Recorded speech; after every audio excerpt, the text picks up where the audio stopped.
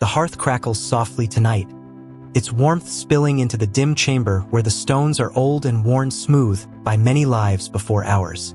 Shadows flicker gently on the walls, rising and falling like the tide, and the air is hushed in the way only a late medieval night can be. When the work is finished, when the animals are stilled, when the village has sunk into silence save for the occasional bark of a dog or the faint rustle of the wind slipping under the eaves. You and I sit close now, sharing this small circle of light against the vastness of the dark. I invite you nearer to the fire, for warmth, for comfort, and for company. It is here, in the quiet, that stories are best told, stories old as memory, passed down through whispers and song, shaped by countless tongues. And tonight, the name on my lips is Merlin. You have heard of him, I am sure. Who has not, in one form or another? To some he is a wizard, robed in mystery, a figure of smoke and prophecy. To others he is a prophet, half man and half something more, one whose words shaped kings and bent the fates of nations. And yet, if you lean closer, you will find that Merlin is not only the grand figure who stands in painted manuscripts or in the imaginations of poets. He is also a thread in the fabric of our land, born from times of hardship, shaped by fears and hopes, remembered through the voices of ordinary folk like me, who spun wool, baked bread, tilled fields, and still found time to wonder at the stories that reached our hearths. I am not a queen, nor a chronicler, nor a knight who bears arms in shining battles. I am a woman of these isles, my hands rough with work, my back bent from years of labor.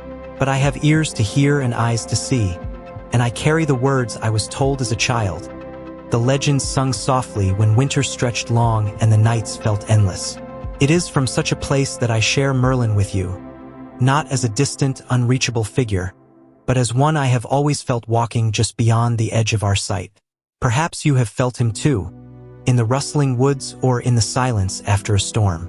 The time in which Merlin's story takes root was one of change, of endings and beginnings. The Romans had come and gone, their great roads cutting across our hills, their villas left to crumble and sink back into the earth. The Saxons were arriving, their ships pressing against our shores, bringing both new life and new strife. Old tribes, old kingdoms, old beliefs gave way to the new faith of Christ, and the land itself seemed unsettled, as though it, too, was caught between worlds. It was in this uncertain soil that legends grew. Legends of warriors, saints, and yes, of prophets like Merlin. Can you picture it? A time when the air was thick with uncertainty, when the future was a fog, when people longed for voices that could pierce through the mist and tell them what lay ahead. Merlin, in the stories I was told, was such a voice. A man whose beginnings were shrouded in mystery, whose words carried weight not just with peasants at the hearth, but with the lords and kings who vied for power. But let us not run ahead of ourselves, for all tales deserve to begin at the beginning, and even the greatest wizard was once a child. Tonight, I wish to guide you gently through his life, not as the poets do with battles and trumpets, but with the slow, thoughtful pace of a woman at her spindle, telling a tale to ease her children into sleep. Perhaps you wonder why Merlin matters still, when so many centuries have passed. I think it is because his story is more than spells and prophecies. It is about the human need to believe in wisdom beyond our own, the comfort of imagining that there are those who can see further, know more, and guide us when the world feels unsteady. Is that not something we all still long for in our own way? Even now, in the quiet of this night, don't you feel the pull of wanting to believe in someone who can steady the course of things, who can whisper truths into the dark? I find, when I speak of Merlin, that I also speak of myself and those like me, who lived without the power to shape kingdoms but who nonetheless carried the stories that gave meaning to our lives. The chronicles, written by monks with quills, rarely mention women like me, yet it was we who remembered, who passed down the lore, who wove threads of history and legend together in our kitchens, our fields, our firesides. If you listen closely, you may hear not just my voice but the echo of countless women across centuries, each adding her own breath to the tale. So tonight, as the embers glow and the shadows deepen, let us begin this journey together. We will walk through the mists of Britain, past ruined Roman walls and over new Saxon fields, into the forests where the old gods still seem to linger. We will trace Merlin's path from mysterious birth to wise counsel, through triumphs and sorrows, until he slips beyond history into legend. And as we walk, I will not rush you. I will tell it slowly, as one should when time is plentiful and sleep is near, giving space for each thought, each image, each gentle turn of the tale. If you close your eyes, perhaps you will see it. The flicker of firelight against rough timber beams, the long stretch of silence outside broken only by the hoot of an owl. You sit across from me, and I lean in with a knowing smile, ready to spin a story that has traveled through ages to reach us both. This is not just my story, nor even Merlin's alone. It is ours, carried by those who came before and shared by those who will come after. And perhaps by the time you drift into sleep, you will feel that you, too, have walked a little closer to the heart of Merlin's mystery. As you settle in, tell me, what do you imagine when you hear the name Merlin? Share your thoughts in the comments, and let us walk this journey together. The tale of Merlin begins, as all tales do, with a birth. Yet this birth was unlike that of ordinary children, for the stories say he was the son not only of a woman, but of something beyond mortal man. Some whisper it was a spirit, others an angel fallen from heaven, still others a demon sent to twist the world of men. Whatever the name, the truth we know is this. His mother was human, flesh and bone, a woman who bore the weight of rumor, fear, and wonder in her womb.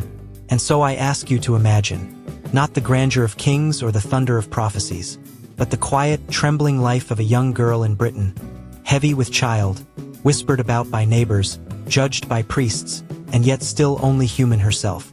I see her as one of us. Perhaps she was not much older than you or I when the tale begins. Her hands would have been calloused, her shoulders weary from work. She might have risen each morning to fetch water from the stream, her feet damp with dew, her arms aching as she lifted the pail. In her eyes, there may have been shadows, the fear of being seen as unclean, as cursed.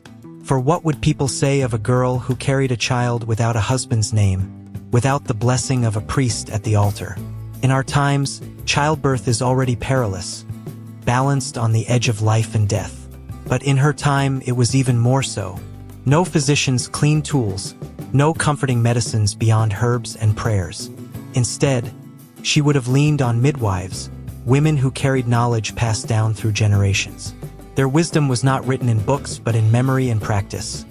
How to rub oil into a swollen belly, how to ease pain with willow bark, how to murmur charms against bleeding.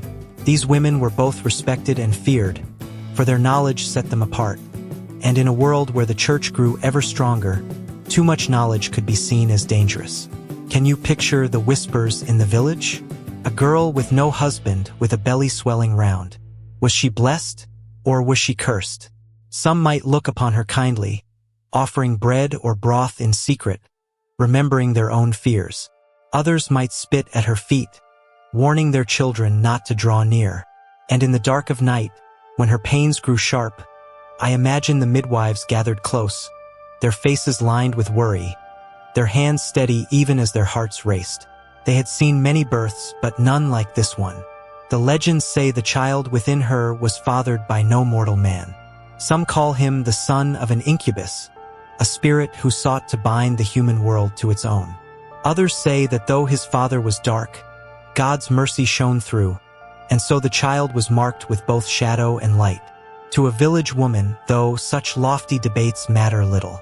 What she saw was a girl frightened and in pain, and what she heard was the gasping cry of a newborn, red and fragile and alive. That is where every legend begins, in the simple, universal moment of a baby's first breath. But of course, people love to explain what they fear, and a child born under such circumstances would have been feared indeed. He would grow, they said, to know more than men should know, to see further than eyes were meant to see. Some called him cursed, others blessed. For the mother, though, what mattered most in those early days was whether the child nursed, whether he slept, whether his tiny limbs grew strong. Her love, I think, was no different than ours today, soft, aching, full of worry and hope. I wonder, sometimes, how she carried herself when the churchmen came. Did they ask her questions, demand to know the name of the father? Did she bow her head and keep her silence? Or did she tell the truth as she knew it? That the child had no mortal sire, that his coming had been foretold in dreams and shadows? And if she spoke so, did they believe her, or did they mark her as dangerous, as touched by sin? Women's voices were rarely written into the chronicles, and so her name is lost to us. We know her only as Merlin's mother, a vessel for a greater tale. Yet I feel she deserves more than that. She deserves to be remembered as a woman who endured, who bore life into a world quick to condemn her.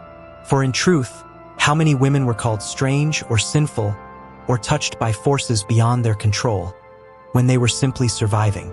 The line between holy and unholy was thin, and a woman could fall across it with a glance, a word, a midwife's charm muttered too loudly.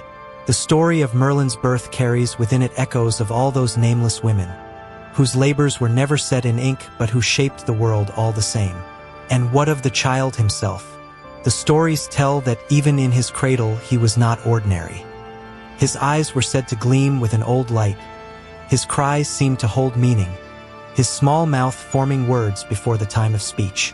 Whether this is truth or legend, I cannot say. But I do know how quickly a village seizes upon difference. A babe who looks too long, who smiles too knowingly, becomes a child to be watched, to be spoken of in low tones. And so, from the moment of his first breath, Merlin was set apart, not only by the great fate the poets would later ascribe to him, but by the murmurs of his neighbors and the steady love of a mother who must have borne the weight of it all. There is something tender, even tragic, in imagining her rocking him by the fire, her hands smoothing his dark hair, while outside others muttered of demons and destiny. She could not know what he would become. She could only hold him close, listening to his small breaths in the night, hoping the world would show him mercy. And perhaps it was her love, as much as any spirit's touch, that gave him the strength to endure, to grow into the figure we still remember. As I sit here telling you this, I think of the many mothers whose names have vanished, though their children shaped history. For every great man, there was a woman who bore him, often at great cost. And though the chronicles fall silent on their voices, we may still, if we listen closely, hear their whispers in the cracks between the words. That is what I try to do now, hold space for her, for Merlin's mother, for all the women like her who lived and loved and were forgotten. Have you ever wondered how women's voices survive in history, even when the chronicles are silent? If you'd like to hear more gentle retellings, do subscribe and keep the hearth fire glowing. In the stories I was told, Merlin did not grow as ordinary boys grow. From his earliest days, there was something different about him, something that set him apart and made others lean closer in curiosity or in fear. They say that even as a small child he spoke with a clarity beyond his years, that truths spilled from his lips like water from a spring. Where other children babbled and stumbled, Merlin uttered words that startled his mother and silenced the midwives. It was as though he had been born with the memory of ages already folded into him, carrying knowledge too heavy for such small shoulders. Some claimed this was proof of his strange parentage, a mingling of mortal and spirit. Others saw it as a blessing, a sign that God had spared him from darker fates. But all agreed he was no ordinary child. And yet, in the first years of life, even a prophet is still a boy. He would have toddled across the uneven floors of his home, clutched at his mother's skirts, cried in the night when hunger or fear pressed close. Childhood in those days was fragile, never guaranteed. Many children did not live past their 5th year, for sickness came quickly and food was never certain. A simple fever could steal a life. A cough could linger until breath failed. Mothers kept watch by the fire, praying that their little ones would survive another winter, counting blessings with each small step and each growing tooth. For Merlin's mother, that fear must have been doubled. Was he cursed, as some muttered? Would he be taken from her before his time? Or would his strange gift keep him safe when other children faltered? Life for children in our villages was not idle. From the moment they could walk, little ones were given tasks. A boy might be sent to gather kindling, to carry water in small wooden cups, or to scare birds from the fields.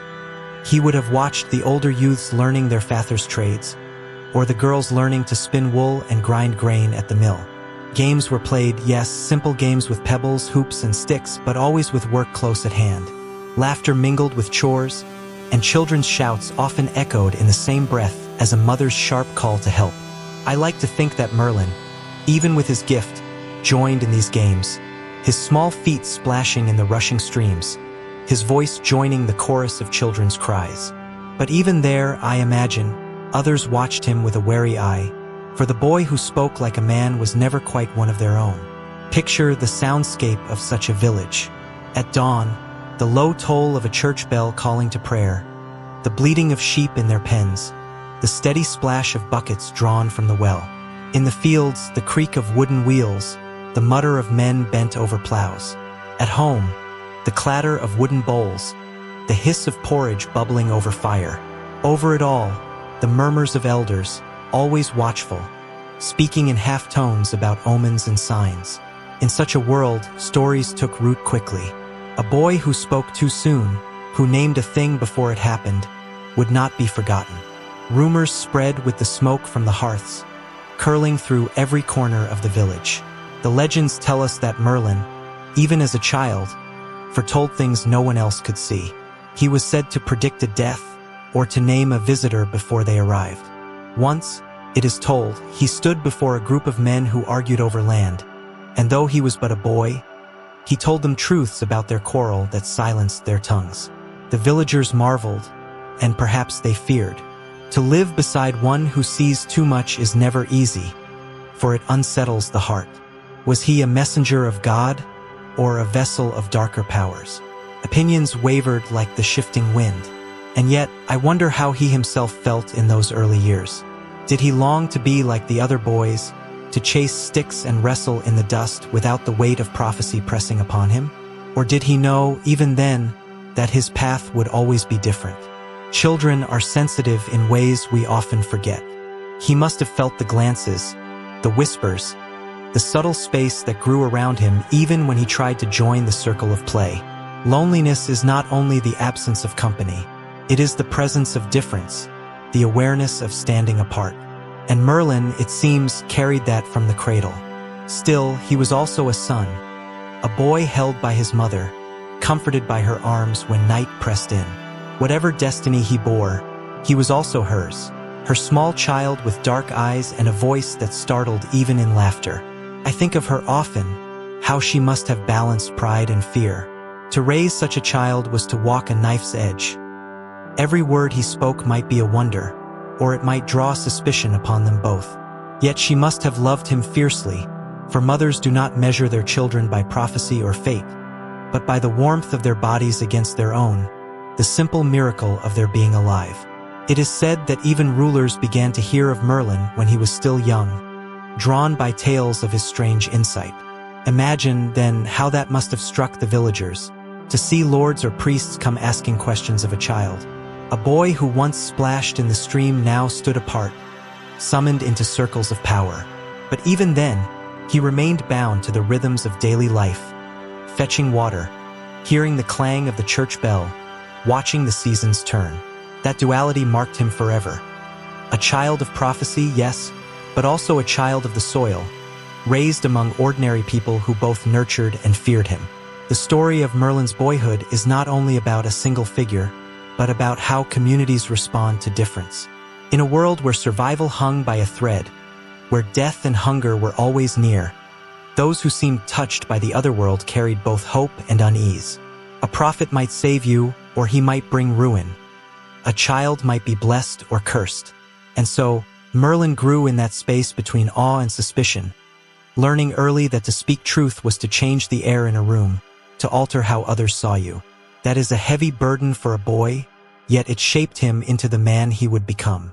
So I tell you this part of his story not as a tale of grandeur, but as a reminder that even legends begin in the dust of the village path, in the laughter and labor of childhood. Merlin was extraordinary, yes, but he was also a boy who lived under the same sky, who felt the same hunger, who heard the same bells at dawn. It is in holding both truths, the myth and the mundane, that we come closest to knowing him. Do you recall stories told to you as a child? Tales that shaped your dreams? Share yours with me.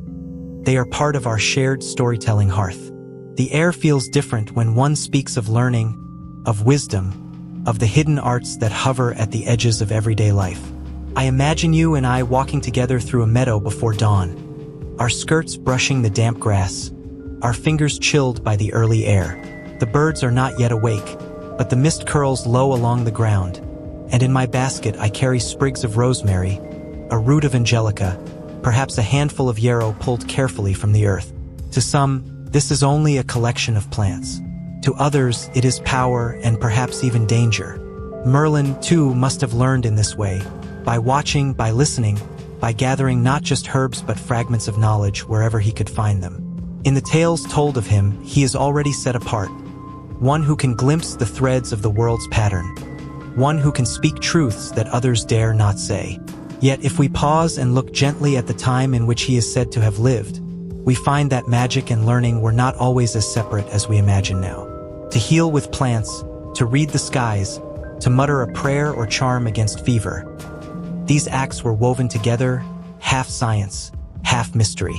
When the villagers spoke of Merlin the wizard, perhaps they meant not a man with sparks leaping from his fingers, but one who knew more than most, one who carried wisdom as others carried water jugs or firewood. And still, such knowledge carried a risk. The church bells might toll in warning. The priests might frown upon words that did not match scripture. A wise man could be honored as a prophet, yet a wise woman might be whispered about as a witch.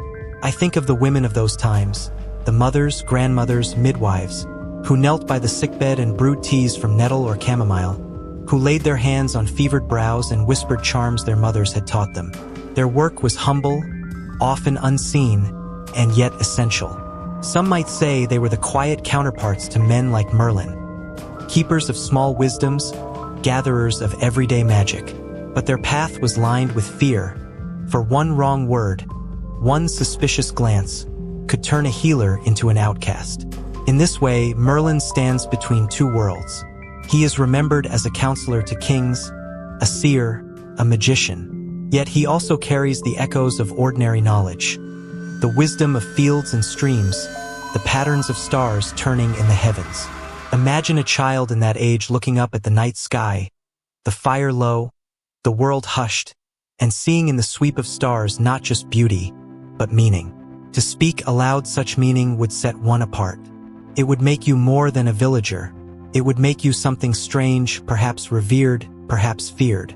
And so the making of Merlin as a wizard is also the making of a figure who cannot belong fully to the everyday. He gathers stories of the past, whispers of the Roman roads that still cut across Britain, knowledge of herbs, omens, and hidden signs. To his people, this might feel like carrying a lantern into the dark. To those in power, it was useful. To those suspicious, it was unsettling.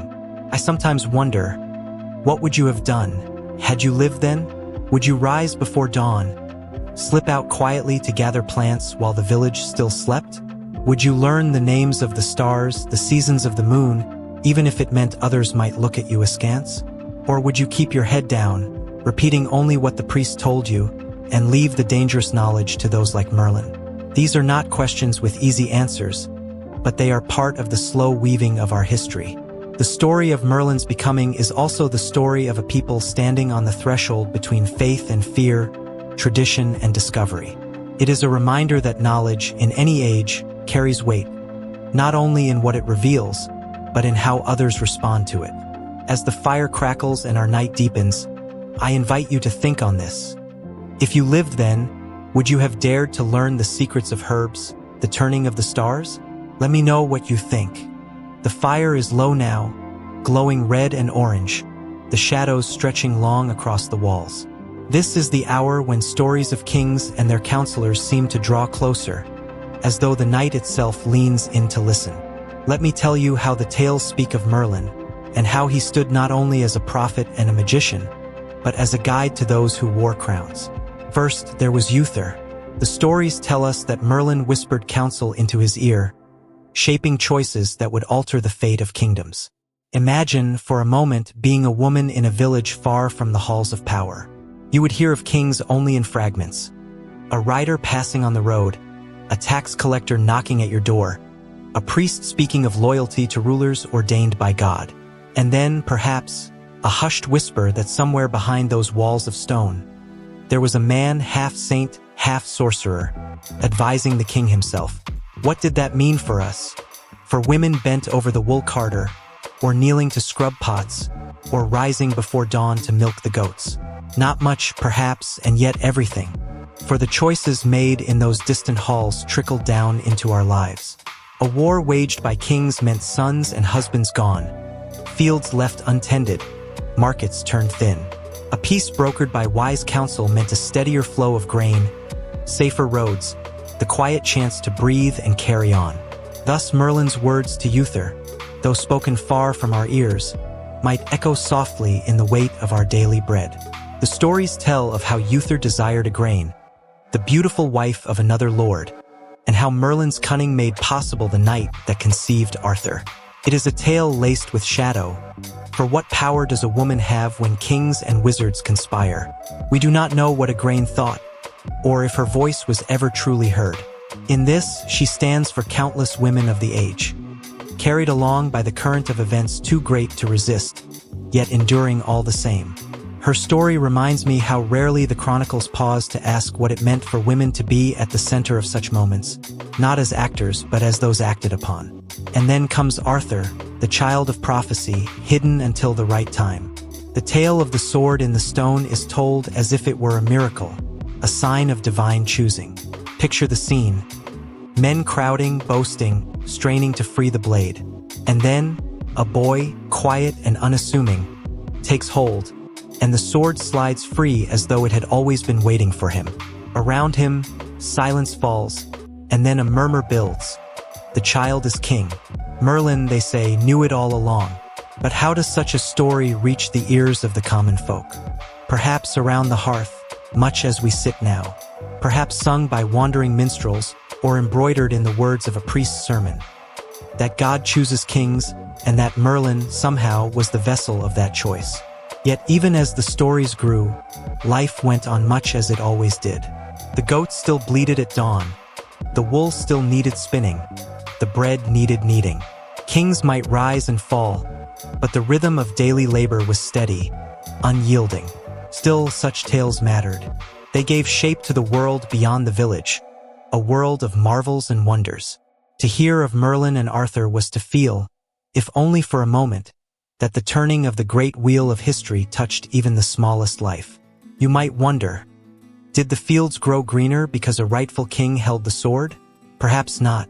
And yet the hope of it, the thought that wisdom and justice might trickle down from those grand halls, could sustain a weary soul through long winters.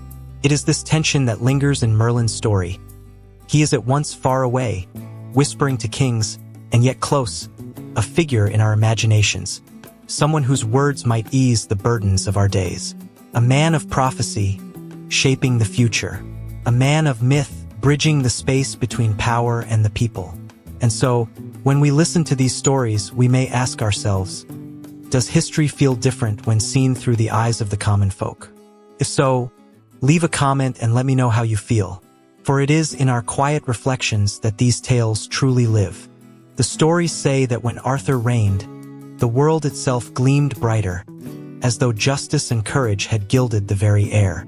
They speak of Camelot, its banners flying, its knights noble, its court a place of shining honor. Yet for most of us, Camelot was never a place we could enter. It arrived only in fragments. A song hummed by a passing minstrel, a scrap of gossip traded at the market, a tale embroidered in the pauses of a sermon. We lived our days among goats and spinning wheels, while somewhere beyond the horizon, kings and knights dreamed their great dreams.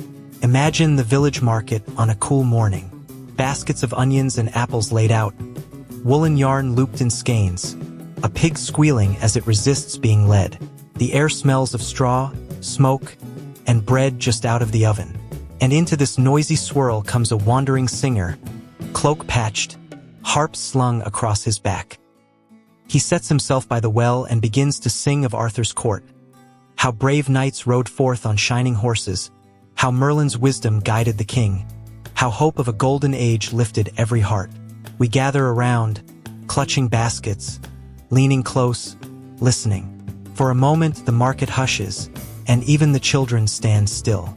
And when the song ends, we sigh, and perhaps believe, if only for a heartbeat, that such greatness might ripple outward and touch even our small lives. Merlin, in these stories, is the quiet architect. It is he who whispers counsel to Arthur, who shapes the round table not only as a piece of wood and craft, but as a dream, a vision of fellowship, of equals seated together, of a king who listens as much as he rules. For those of us who hear such stories in flickering firelight, this dream is as precious as bread in winter. We may never sit at such a table, but the thought that somewhere justice lives, that it might trickle into the world, gives comfort. And yet, while tales of Camelot sparkle, life in the villages moves at its measured pace.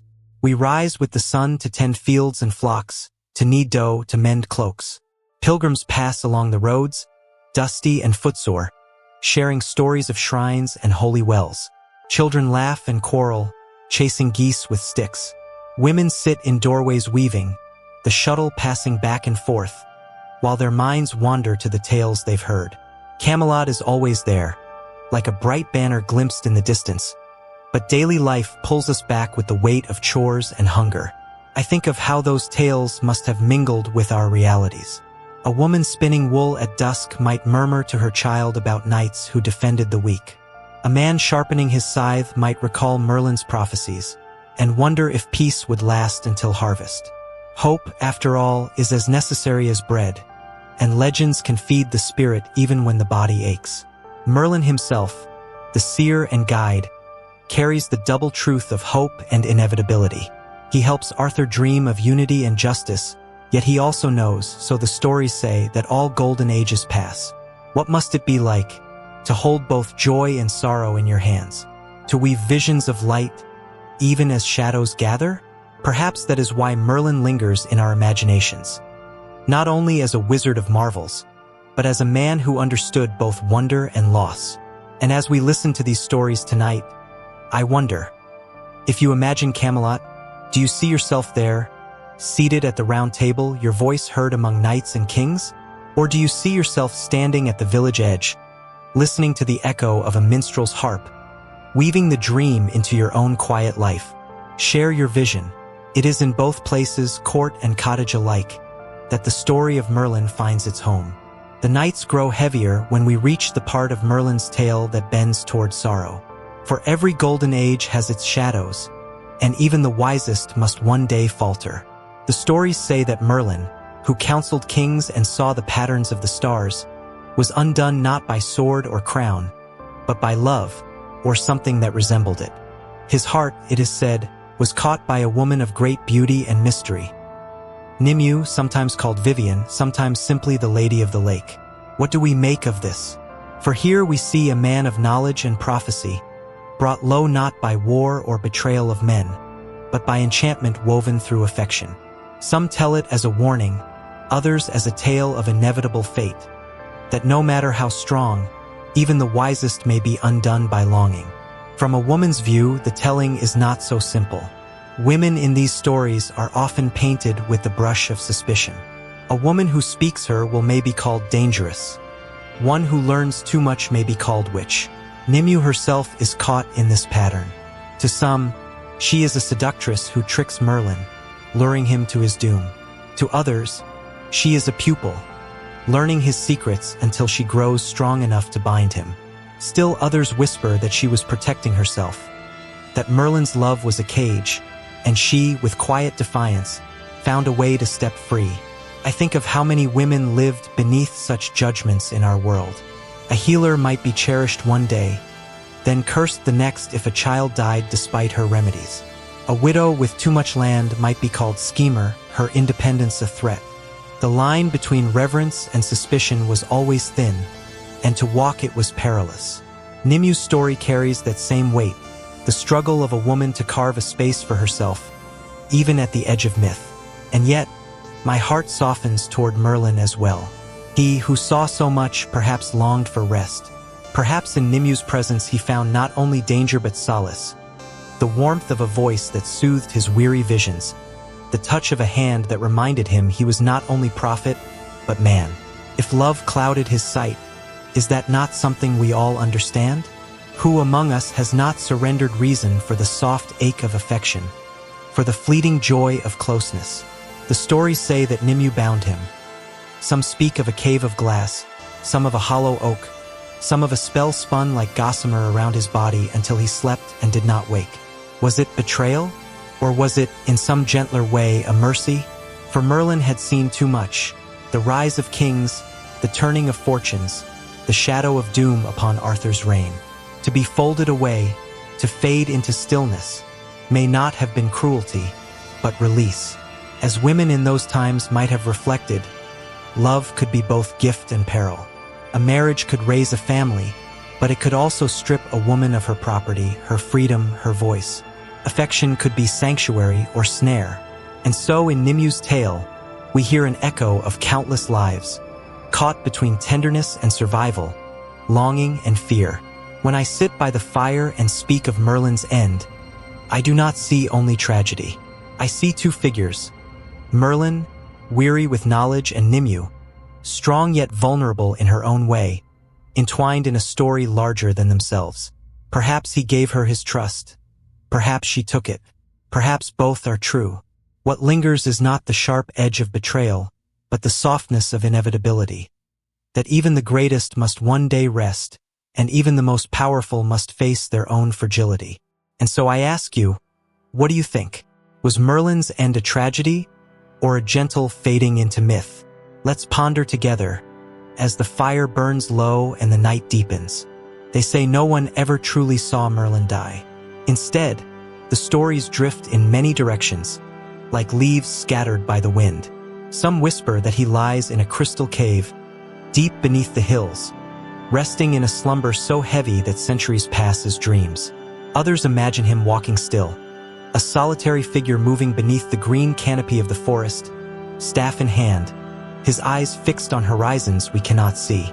And there are even those who claim he became one with the land itself, a spirit threaded into river and stone, always present though never seen.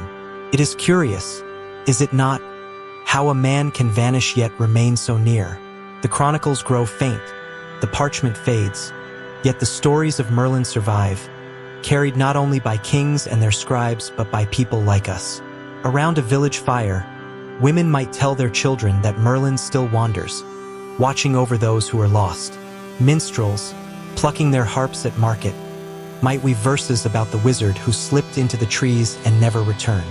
In monasteries, monks bent over their desks, pens scratching carefully across vellum, might preserve his name in neat black lines, unsure if they were recording truth or fable. Each one, in their way, kept the embers glowing. What keeps a story alive is not certainty, but tenderness.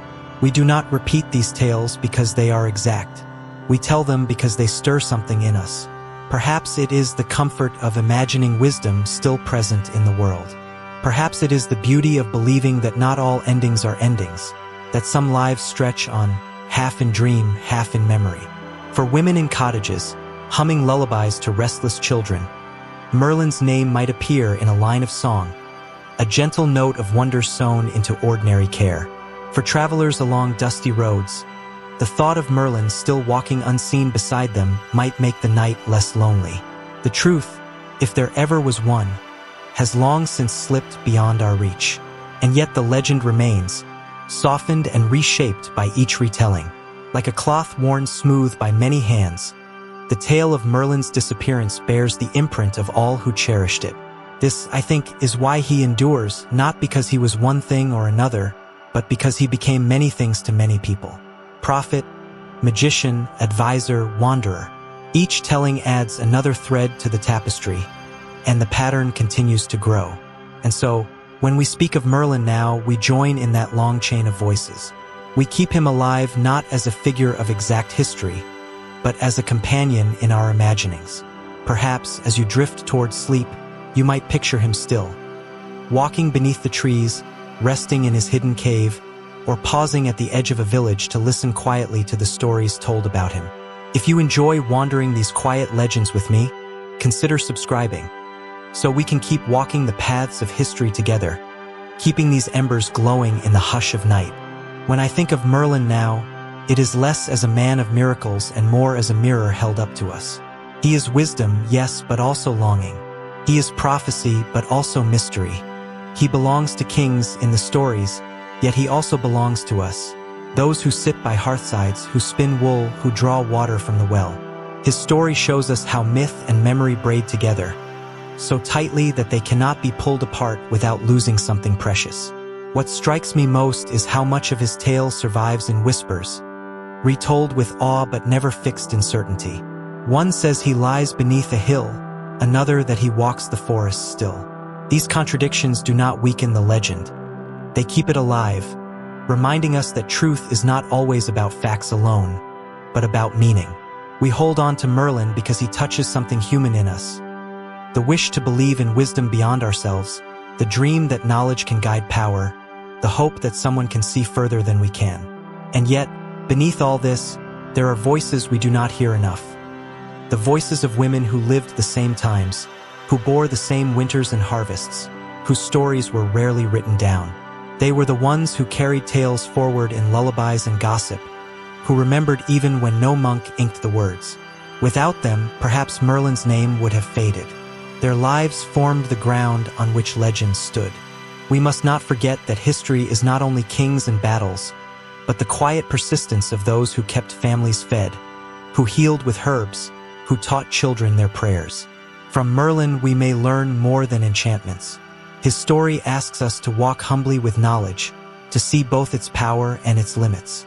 He reminds us that wisdom is not only in prophecy, but in listening to the land, to the sky, to one another. He warns, too, that power without compassion risks turning sour. And in his vanishing, he shows us that even the greatest figures fade, leaving behind only what others choose to remember. For me, this is the gentle lesson of Merlin's story, that what endures is not grandeur, but care. We keep him alive because we tell his story with love, and in doing so, we weave our own place into the long fabric of history. We remember, and in remembering, we become part of the tale ourselves. So I ask you now, what lesson do you take from Merlin's story? Share it below. Your words may inspire another listener, just as stories have inspired us through all these centuries. The fire has burned low now, my friend. Only the embers remain, glowing softly like little hearts of light beneath the ash.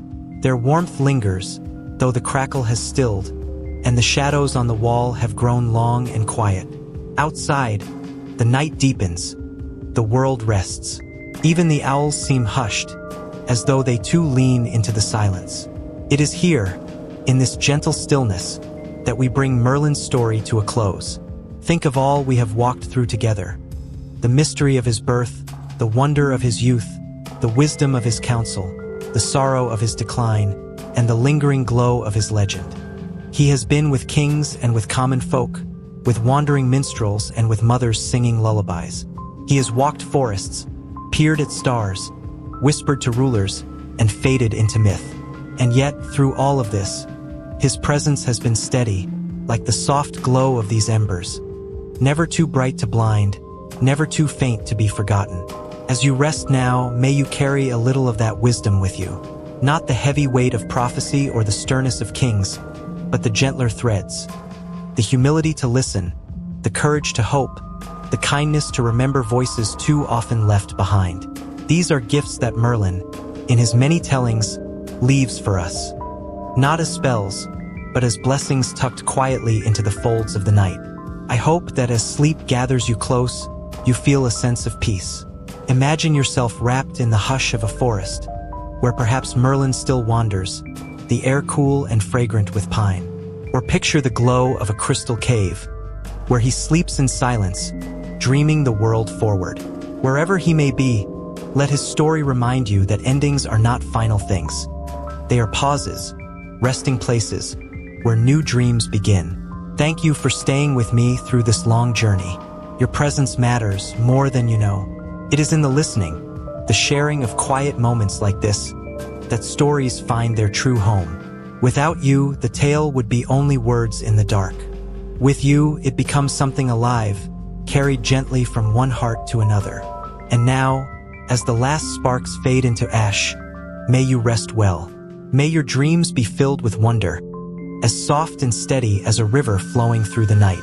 May you wake refreshed, carrying a little of Merlin's gentleness into the day to come. If this story has soothed or inspired you, I'd love for you to share it, so others may find peace in Merlin's tale too. Until we meet again by the fire, sleep deeply and rest well.